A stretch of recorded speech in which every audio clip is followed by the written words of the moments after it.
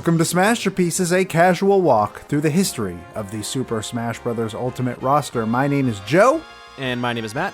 And if you're new here, what we are doing on this show is we are playing one game for every character in Super Smash Bros. Ultimate from 1984's Duck Hunt to 2017's Legend of Zelda: Breath of the Wild. And today's episode is part 3 of our game representing fighter number 61, Cloud. It is the 1997 PlayStation 1 game, Final Fantasy VII. This one just keeps going, doesn't it? It sure does keep going. The years start coming and they don't stop coming. We are going to talk about from, I believe, the last episode ended at Cosmo Canyon, after the end of Cosmo Canyon, and this one will take us all the way to the end of Disc 1. Which happened to be a very convenient stopping point. I mean, it is, of course, a significant event in the game's story. One of the most significant events in video games, some might say. Because it's one of the most famous events in video games. It's like the one thing everybody knows about Final Fantasy VII. Outside of Sephiroth is the antagonist. Yep, so Aerith is dead. She is gone. I'm sure that this was a lot more impactful when the sheer concept of a party member permanently being removed was almost unheard of. Yes, there's only one other game that I can think of that did it and would have done it before Final Fantasy VII, but it'd be a spoiler to say what it is, so I won't. But yeah, this isn't a thing games did, especially not JRPGs, where it was like, yeah, party member's dead forever, and people playing it as kids, it was shocking to them, I'm sure. I have heard many a story of people trying to figure out, is there some sort of cheat or something I can do to keep her alive? What do I do? And as it is now, in the year of our Lord 2019, this is not a new or novel concept. And all I can think about is how little I cared about Aerith. Yeah, I'm kind of there as well. Cause the joke reason is, Tifa's better anyways. Who gives a shit? But the actual reason is you don't have relatively that much time with her. She died for me 18 hours into the game. Well, also, she just doesn't have a very interesting character. I feel like probably what happened was when they were writing the game, they came up with the idea of a party member who is going to die first, and came up with the character second. And as a result, they were kind of afraid to make an interesting character. Yeah, I guess it's possible they didn't want her to be too... But people did like Aerith. People still really like Aerith to this day. I don't think she's nearly as popular as Tifa. I don't like Aerith. I think she's such a flat character, and I don't care at all. And kind of the thing is she doesn't do anything of consequence except for be an ancient. She also flirts with Cloud, and that's literally all she does. She's a good healer. And that's gone now, which, that probably helped it. That probably helped it along a lot. Oh, that's the loss that I'm feeling. Her limit break, God, I'm going to miss that. I already know who's going to replace her. I'm going to replace her with Red 13, personally. So my party from here on is probably, taking me to the end of the game is probably going to be Cloud, Tifa, Red 13. Because we also got the other two party members, the last two party members being Vincent, which, hey, you want to talk about the really stupid string of events that you have to go through to get Vincent? So I had someone, our friend who goes by Terios was in the chat at the time, and he just told me how to do it straight up. Oh yeah, I looked it up. After a bit, I looked it up. I was warned ahead of time that it would be fucking stupid, but then there's also that goddamn... That safe minigame can eat my entire ass. It's way too sensitive for what it is. And also, what the hell kind of safe goes right, left, right, right? That's not how safes work. I mean, I don't know how safes work, if I'm going to be honest. I only know how safes work because I had a locker in high school that I used one time, I guess. Who uses lockers anymore? Did you ever use your locker in high school? I think I had one.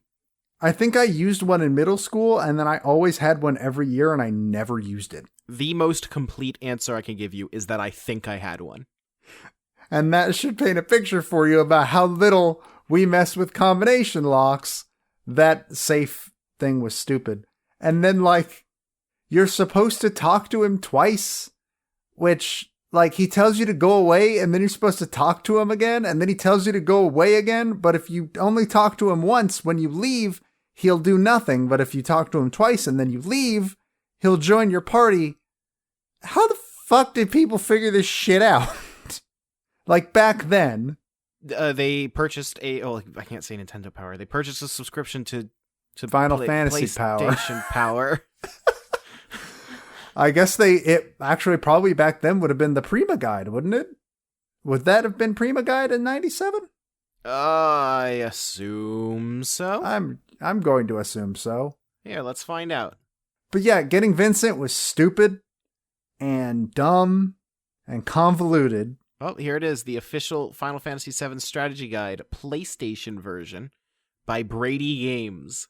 Ah, yes, the well-known Brady Games that I'm totally not hearing about for the first time.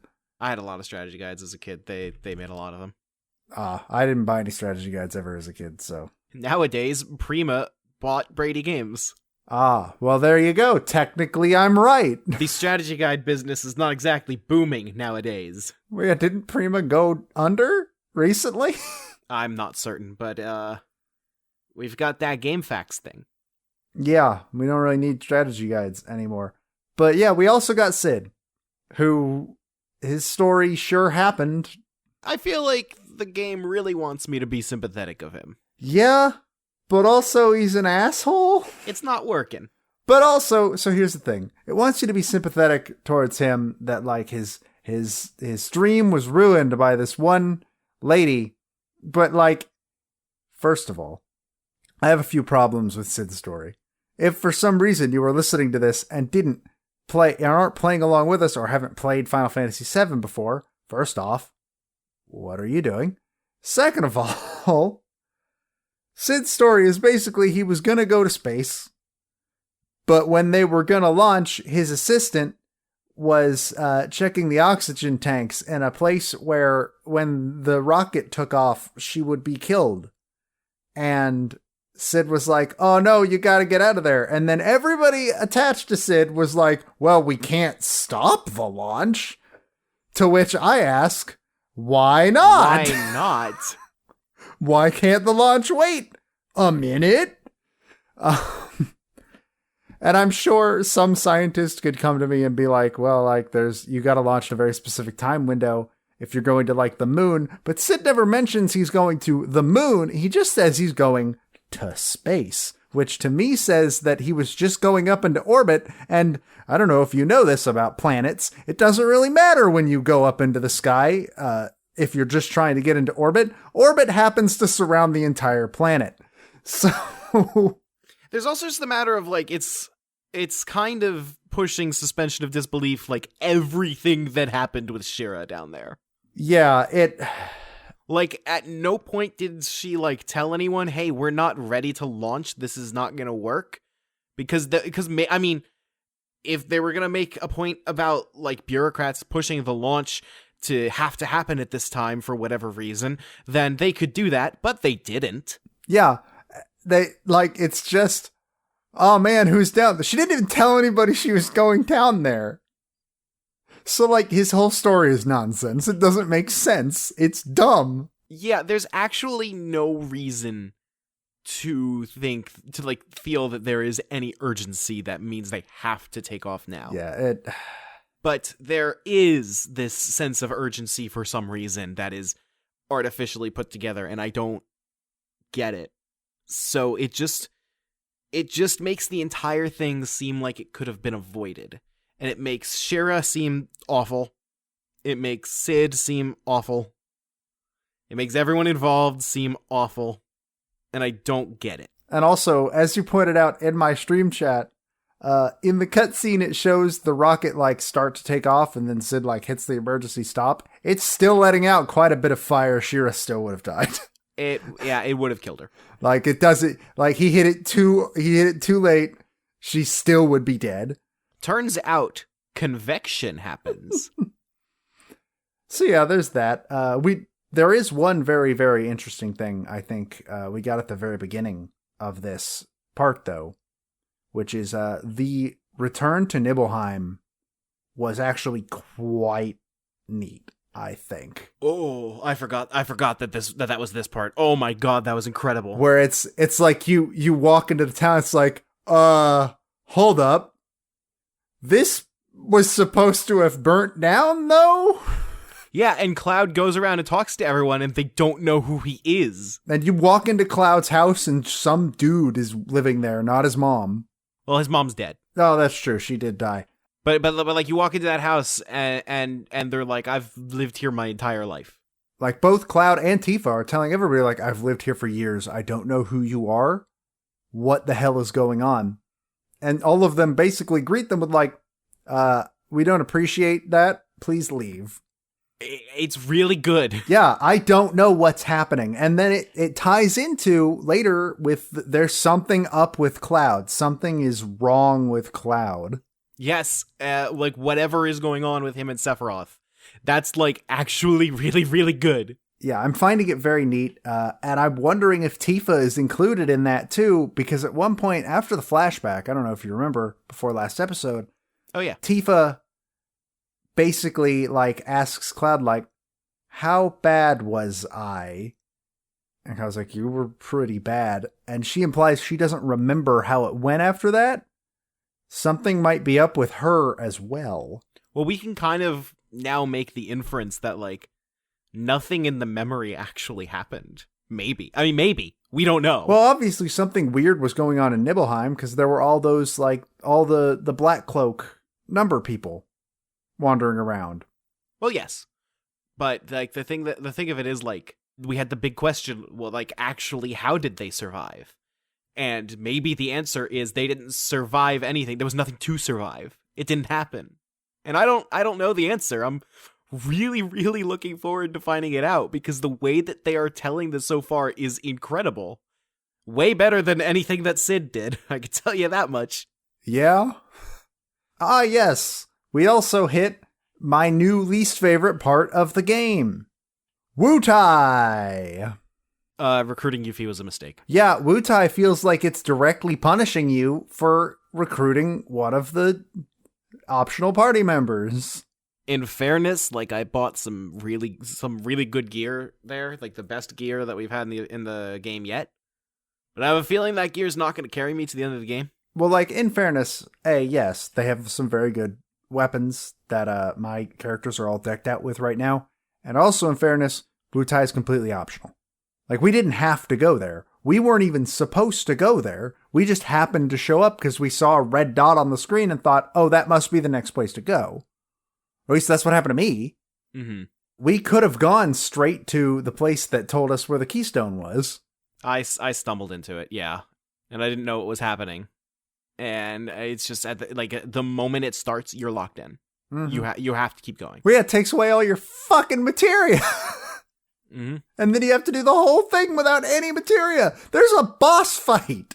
That's also known as the best time to turn on cheat mode. Pretty much, because it's like you have referenced multiple times, or it's like at the beginning of a JRPG, it's always a watered down version of what the combat is going to become. Those are the words that you use to describe both Earthbound and this game. Both had that problem.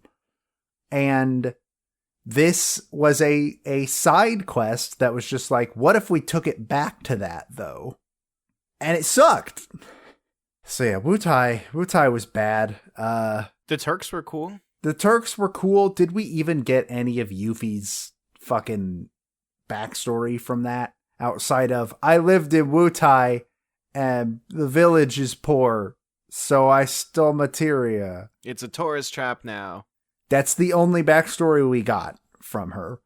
By the way, Yuffie's really popular. Not kidding. It must be for Advent children. No, because she was popular before that. And you know how I know that she and Aerith are popular? How? They're in Kingdom Hearts, and Tifa's not. That doesn't mean anything. It does. That doesn't mean they're popular. That means Nomura liked them. Popular Final Fantasy characters end up in Kingdom Hearts. There are characters from 10. There's characters from 8 in that game. And barely anybody likes 8. Okay, some people like 8. A lot of people like 8. But there's a character from 9 in fucking 2. Aerith and Yuffie aren't just like side characters in Kingdom Hearts. They're like almost central characters for the place they are. I still don't see why this necessarily means that it's because they're popular characters. They're one of 4 Final Fantasy characters in the entire game who are voiced. Okay, but that doesn't mean that they're not just there because Nomura likes them. Sid is also in Final Fantasy. That's how I know he has a southern accent. Not my Sid. Hashtag not my Sid. What accent did you give Sid? I made him sound like this, always screaming. That's pretty good. I like that. It worked really well in like the quieter scenes with him. So I did hit one bad thing about this game, and I don't know what caused it. This is not a dig at like the game's design or anything like that, but it is a dig at, for some reason, within 24 hours, I had 3 crashes. Hey, Square Enix, fix your Switch port. 2 of them happened while I was grinding at Wutai before off stream, because I spent a bunch of time grinding, just running in circles around Wutai and grinding. And I went to stay in an inn, and then the jingle played, and the screen faded to black, and then the last second of the jingle played again, and then again, and then again. Sick. And then again, Sick. And I had to reset the game. Then after that, I finished a fight, and it faded back into the world map, but the victory jingle just kept going, and the game froze. Nice. And then, on stream, I fucking was in the cutscene in the haunted hotel, where everybody's having like a round table meeting, and it froze as it was fading out of that. And I spent the rest of that stream absolutely terrified that it was going to crash again. Sick. So that's now happened to me 3 times in less than 24 hours. It didn't happen again for the rest of that stream. I'm considering archiving it and reinstalling it, because I wasn't having that problem until now, and I haven't heard you talk about having that problem, and I imagine I would have. No, my game hasn't crashed at all. If you were. So maybe that would fix it. I don't know. But that's a problem that I'm currently having. Speaking of the haunted hotel, Cait Sith actually did something. Unfortunately. So you remember last episode we talked about how Cait Sith felt like an optional party member because he seems dumb, he doesn't really do anything, and also his reason for joining the party is super dumb. It turns out that's on purpose. Because he's a fucking spy. And he also ruined the scene of you giving the materia to Sephiroth. Like, that straight up ruins the entire scene. Where he's like, hi, I'm Cait Sith too. Oh, sorry. On my stream, he sounds like, hi, I'm Cait Sith too. I hate Cait Sith. He's not good. He's not a good character. Cait Sith 2 is like... the sequel no one asked for. It might be the most insulting thing the game's writing has done. But also, I think that scene is kind of genius because of what it comes before. Because Cait Sith dies, like, sacrifices his... They play it off like this big sacrifice was like, dude, a stuffed animal that you were controlling from across the world got crushed. You're not sacrificing yourself. You just broke a piece of equipment. But it's also like it kills this party member, and then the party member immediately comes back. And then fucking half an hour later, it kills a party member, and oh no, that party member is dead, actually, for real. And I imagine that's probably what they were going for, but it doesn't land when, like, this big dramatic scene of Cloud having revealed to him that he is like, there's something wrong with him, and Sephiroth can basically make him do shit. Followed by, "Hi guys, I'm Cait Sith #2 Electric Boogaloo. I'm here to join your party and let's have a good time. Oh, this seems like a bad time." The game's got a tone problem. He even comes in and says, "Well, this seems like a bad time. Well, bye." It's so stupid. I am reminded of there's an anime series that is very popular. It's called Your Lie in April. I have heard it said that it is a very emotional show, very dramatic. People love it very much, and it touches them on a deep level. I attempted to watch it once, and there was a scene I remember where two characters were having a heart-to-heart, a very meaningful moment, and the scene was building and building the dramatic tension up to like an emotional peak. And then they finished it on a slapstick joke with no real emotional conclusion to the scene. Then they moved on to the next scene. And every single scene of the show felt like that to me. And that is, I feel, a very similar situation to Final Fantasy VII, in a way. The Cait Sith scene there specifically. Where you have this moment that kind of does work. And it starts building up to this emotional climax. And then Cait Sith 2 walks in the frame. And he says, "This seems like a bad time, but anyways, he literally says, Cait Sith 2. And fucking then goes, "Well, bye. I look forward to working with you all." And then leaves. In the middle of this dramatic scene. It's so fucking stupid. Cait Sith is a dumb character. Also, you know what else is dumb? That digging minigame. Every minigame is dumb. Oh yeah, every single minigame has been fucking awful. We have yet to hit one that's good. But this one was like barely even a game. It was pure trial and error. Pretty much. Let me put it this way. Somebody told me where to dig, and because I was standing just one tile off, I still didn't find it. Sick. It was dumb. Also, I don't like navigating with the Tiny Bronco. I don't like navigating with like any of the vehicles.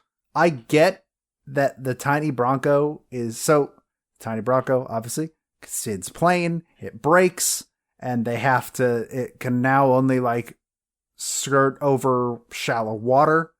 It is more trouble than it is worth to navigate with that thing, because you can't just like go around the edge of like all of the edges of the land like you would be able to in real life.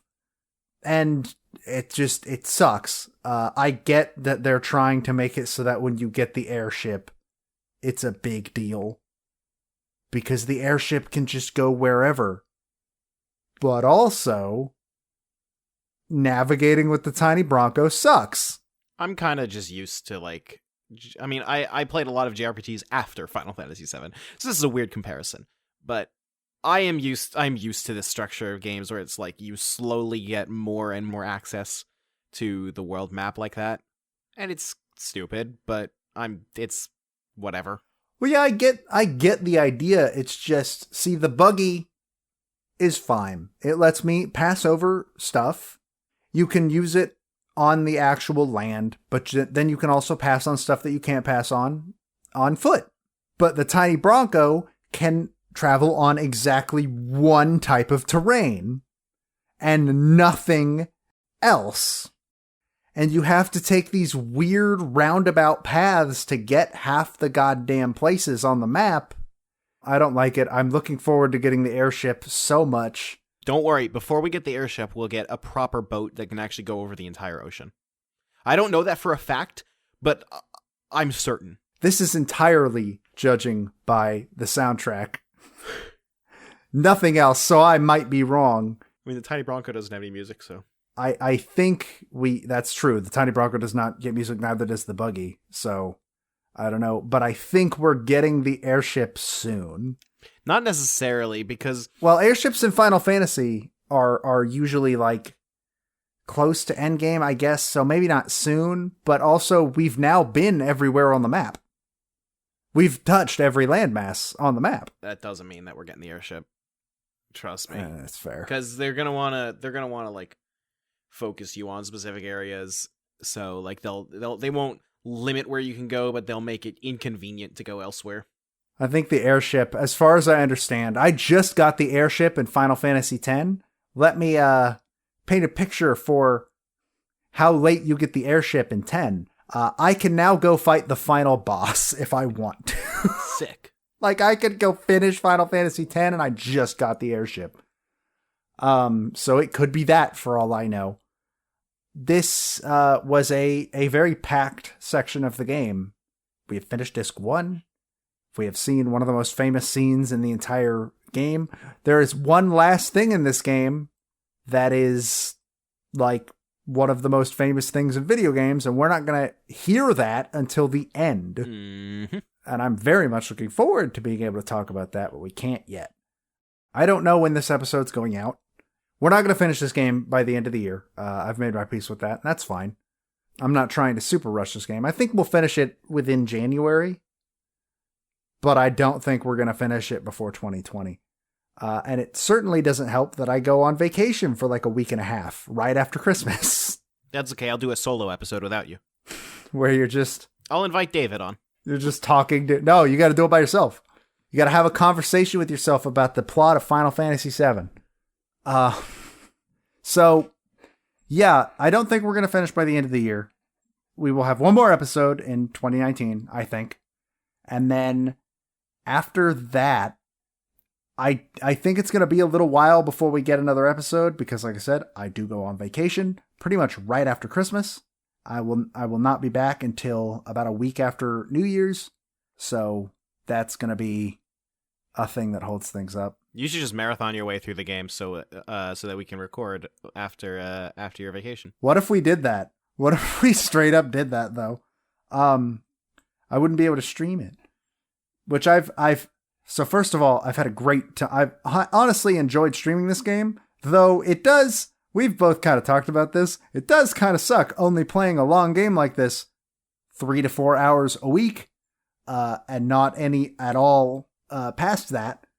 It's not exactly the best way to experience a long game like this. We're gonna try and talk and figure out a better way to do that before we hit our next long game, which luckily is a long way away.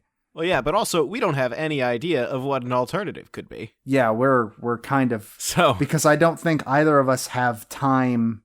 I certainly don't have time to do more than really one stream a week or any longer of a stream on the day that I do stream. Yeah. Because, I mean, we got jobs and stuff. So luckily the next long game is not a long way away. That's our next long game is until fucking 1,000 Year Door. And even then, it's not that long. Yeah, even then, it's not that long, but it's 26 games, 25 games from here. But don't worry, that 100-hour Xenoblade is on this list. That sure is. So is Persona 5, though. And Dragon Quest XI. And Dragon Quest XI, and Tokyo Mirage Sessions, and oh god, there's so many long games on this list. Speaking of games on this list, I'm sure anybody listening has been wondering because we have put it off for months, but we finally made a decision for what game we are going to play for Fighter number 74, Terry. We are playing The King of Fighters 95. When Sakurai himself tells you a game to play, you play it. So the question was, do we want to play a Fatal Fury game or do we want to play a King of Fighters game? And it was going to be like, because Sakurai brought up an example for both of those series, and we basically both agreed, like, if Sakurai, like you said, if Sakurai says it, that's the one. I'm going to take his word for it. We don't know when exactly we're going to stream that, or what exactly, like, number game that's going to be. We know roughly when we'll probably do it, because we're going to wait until we're physically in the same location, hopefully, unless that looks like it's not going to happen, and then we'll, like, figure something else out. Because, unfortunately, while it is available on the Switch, there is no online play. So that's unfortunate, but whatever. So we think we may be in the same area in like the end of February, I think. For PAX, it's possible. It's not 100%, but it's possible. It all depends on PAX East. Pretty much. Joe might be going to PAX East. If he is, that's when we're playing it.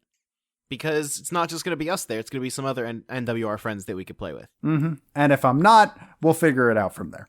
If it's not, then it will pretty much be the next game that we play once Joe has definitively said he is not going to PAX East. Pretty much. If I had to take a guess as to where it would probably fall, if I do end up going to PAX East, if we finish this game like mid-January or late January, I think it would probably, if I had to make a guess, either after Star Fox or after Yoshi. I would probably say after Yoshi, because all 3 games after Final Fantasy VII are games that we could probably beat in one sitting. And so those will be short turnaround times, I feel like. But then after that is Metal Gear. So honestly, if that episode comes out in the middle of Metal Gear, it'll be confusing, but that's how it'll go. I mean, that's how we did Street Fighter. That is true. That is how we did Street Fighter. So yeah, we'll figure that out. We'll probably also, if I had to guess, probably try and look up like an EVO top 8 or something to watch for that one like we did with Street Fighter, because that was fun, and I think that gave us a good insight too. But that's up in the air. I'm not going to confirm anything on that count yet. So yeah, for Terry, we are playing The King of Fighters 95, and it will be slotted in at the most convenient time for us, and we will make sure that you know ahead of time when that is. And that's all I got. And for Fighters Pass number 5, we are playing Tales of Symphonia, right? In as far as you wish.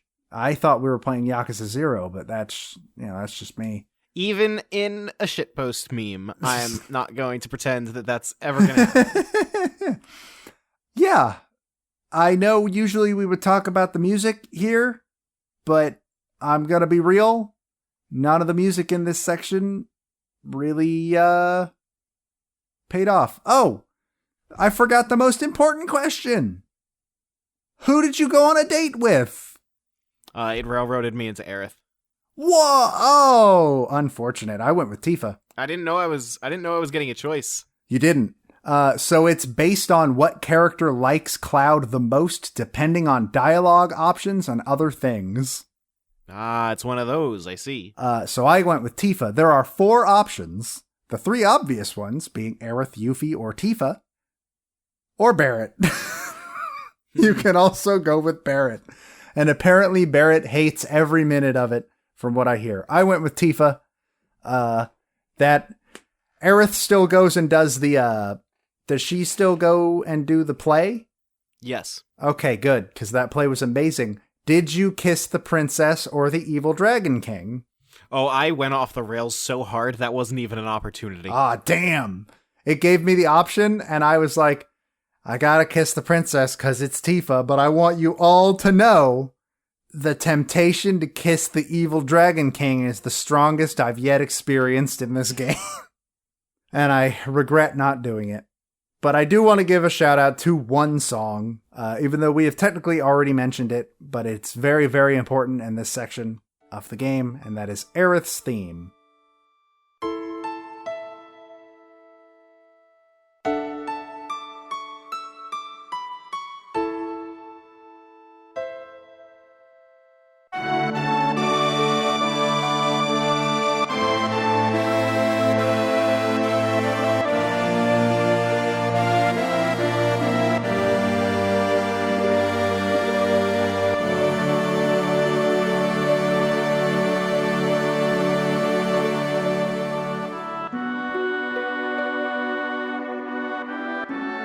It being a battle theme is weird, but also gives that scene just a little bit more oomph.